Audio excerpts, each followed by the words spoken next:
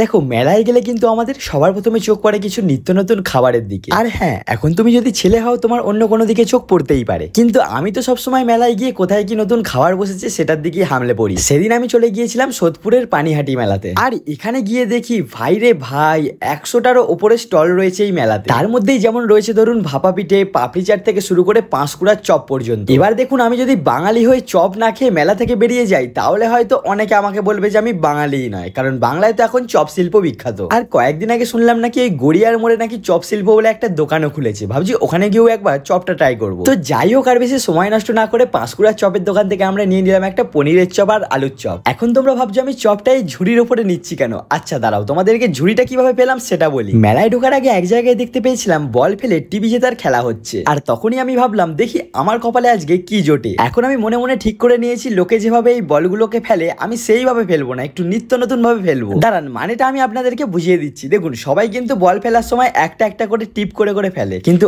আজকে আমি ঠিক করেছি যে সম্পূর্ণ বলের ঝুড়িটাকে কিন্তু একসাথে বোর্ডের উপর উল্টে দেবো, তারপর আমার ভাগ্যে কি বাঁধে সেটাই দেখবো। সেই কথা মতোই সবকটা বলকে একসাথে ঝুড়ির ওপর নিয়ে উল্টেও দিলাম, আর শেষ পর্যন্ত গুনে আমি দেখতে পেলাম ভাই রে ভাই, আমি তো একটা ঝুড়ি পেয়ে গেছি। বাহ! এখন আমি এই ঝুড়িটা নিয়ে চলে এলাম একটা পিঠের দোকানে। দেখো, কারণ বাড়িতে অনেকদিন ধরে পিঠেও হচ্ছে না, আর আমার পিঠে খেতে অনেকদিন ধরে ইচ্ছা করছে। এখানে এসে দেখলাম ভাপা পিঠে, পাটিসাপটা থেকে শুরু করে অনেক রকমেরই কিন্তু আইটেম রয়েছে। সেই মতো আমিও এখান থেকে একটা নারকেল আর গুড় দিয়ে তৈরি নারকেলের যে ভাপা পিঠেগুলো হয় সেগুলো একটা নিয়ে নিলাম। এরপর এটা টেস্ট করে দেখতে পেলাম, বাহ, এটা তো বেশ ভালোই খেতে হয়েছে।